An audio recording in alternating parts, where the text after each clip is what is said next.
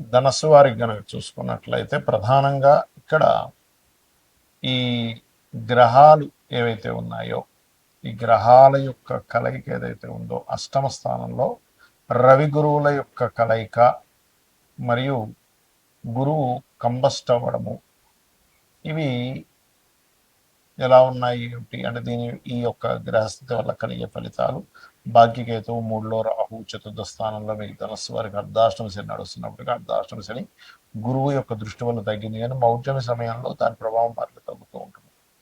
ఆరులో కుజుడు.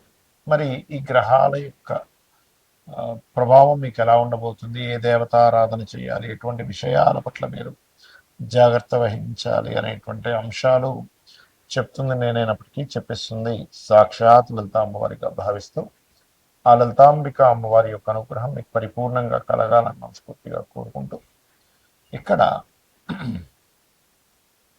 ఈ యొక్క అష్టమ స్థానం అనేటువంటిది ఒక రకంగా చెప్పాలంటే ఆకస్మిక సంఘటనలు జరిగేటువంటి స్థానం. ఈ ఆకస్మిక సంఘటనలు ఈ షేర్ మార్కెట్ రిలేటెడ్ సంబంధించినటువంటి అంశాల్లోని అంటే షేర్ మార్కెట్ ఏదో చేస్తున్నారు, లేకపోతే ఈజీగా కొంతమందికి ఇలా చేస్తే ఫలానా ఈజీగా మనకి డబ్బులు వచ్చేస్తాయని చేస్తూ ఉంటారు. ఇన్సూరెన్సెస్ విషయాల్లో కొంత నెగ్లిజెన్సీ చేయడము, లేట్ చేయడము ఇటువంటివి జరుగుతూ ఉంటాయి కొంతమందికి. అటువంటివి ఎట్టి పరిస్థితుల్లో చెయ్యకండి దయచేసి. అంటే సరైన క్యాలిక్యులేషన్స్ లేకుండా షేర్ మార్కెట్లో దిగకండి. ఇన్సూరెన్సెస్ పే చేయాల్సిన పర్ఫెక్ట్ టైం పే చేయండి. తాతగారి ఆస్తి విషయంలో, ఎందుకంటే అష్టమ స్థానంలో మౌఢ్యమి మనకి జూలై 15వ తేదీ నుంచి ఆగస్టు 13వ తేదీ వరకు ఉంటుంది మౌఢ్యమి. కాబట్టి ఈ యొక్క సమయంలో కాస్త మీరు ఈ మౌఢ్యమి సమయంలో ఇటువంటి విషయంలో మరింత జాగ్రత్తగా ఉండాలి.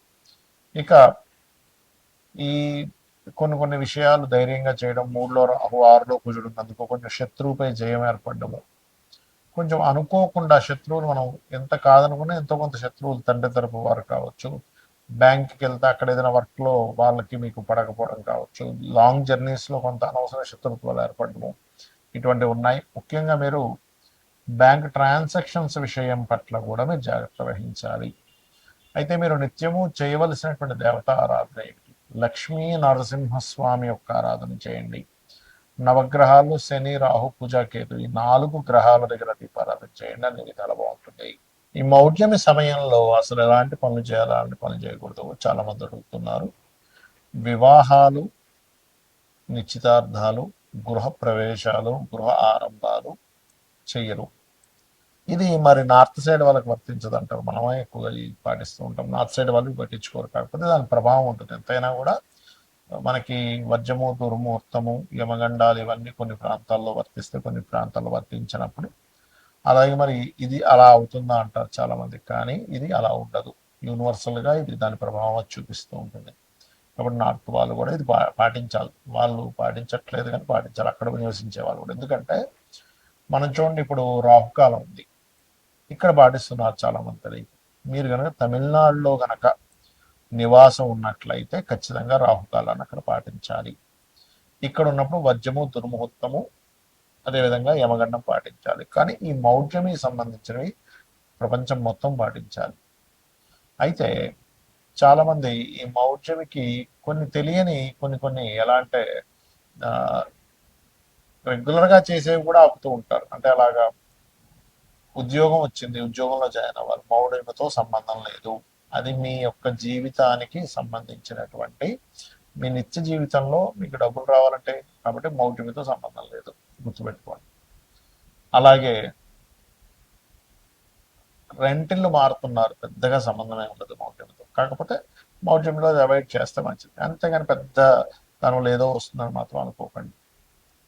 అదేవిధంగా ఇంకొంతమంది కొన్ని మరమ్మతులు చేయించుకుంటూ ఉంటారు ఇంట్లో. ఏమైనా వాస్తు దోషం ఉంది, మౌఢ్యంలో చేయించుకోవచ్చు, ఏమీ సంబంధం లేదు. నువ్వు సెట్ చేసుకునే దానికి చేసుకోవచ్చు. ఎలా అయితే ఔషధ సేవన విషయంలో ఫలానా నక్షత్రాల్లో మంచిదని చెప్తాడు, కానీ నీకు అత్యవసరం ఉన్నప్పుడు ఒక వ్యక్తికి ఎత్తు పొడి చేశాడు, బ్లడ్ వచ్చేస్తుంది, అమ్మో ఇప్పుడు మౌఢ్యం ఉందండి, ఈరోజు దుర్ముహూర్తం ఉంది, వర్జ్యం ఉంది, లేకపోతే యమగండం ఉంది, ఇప్పుడు హాస్పిటల్కి వెళ్ళకూడదంటే ఎలా? యాక్సిడెంట్ అయింది, వెంటనే తీసుకెళ్ళి వాళ్ళు అతను రిపేర్ చేయించాలిగా. అత్యవసర వస్తువుల్లో ధర్మం ఎలా అంటే మీకు ఆపద్ధర్మాలు కొన్ని ఉంటాయి. అలాంటి సందర్భంలో ఈ మౌఢ్యం సంబంధం లేదు.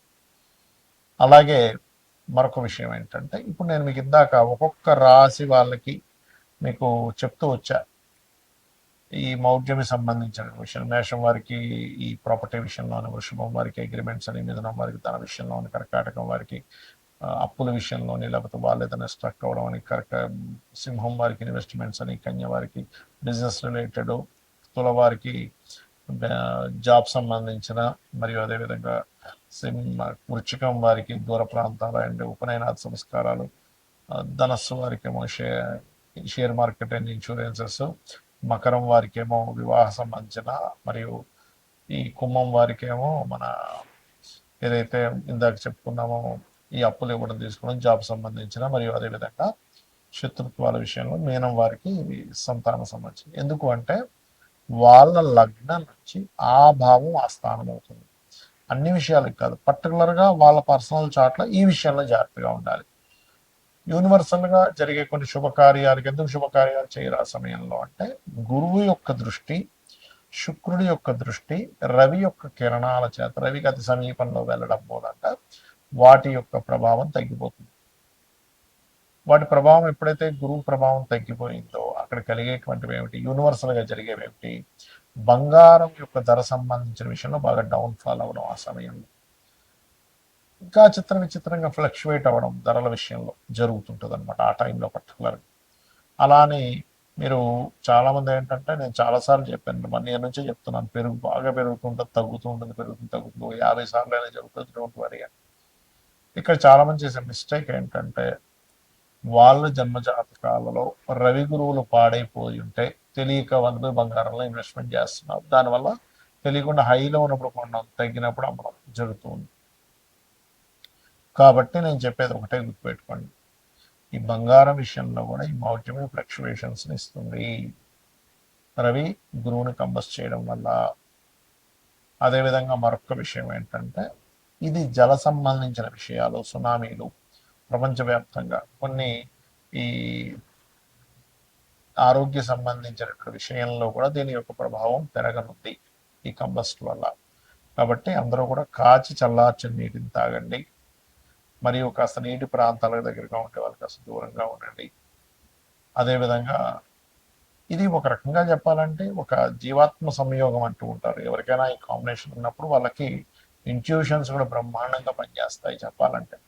ఒక డిగ్నిఫైడ్ నేచర్లో కూడా వెళ్తూ ఉంటారు. కాకపోతే ఏంటంటే, మనకి యోగము అంటారు జ్యోతిష్ శాస్త్రంలో.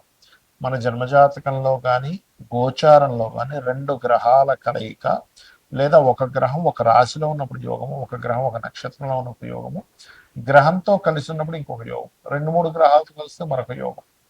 ఇలా యోగము ఏర్పడి గోచారంలో ఇచ్చే రిజల్ట్స్ చాలా బలంగా ఉంటాయి, గుర్తుపెట్టుకోండి. యోగం ఏర్పడకుండా ఇచ్చేటువంటి రిజల్ట్స్ వేరు, 2 గ్రహాలు కలిసినప్పుడు వేరు.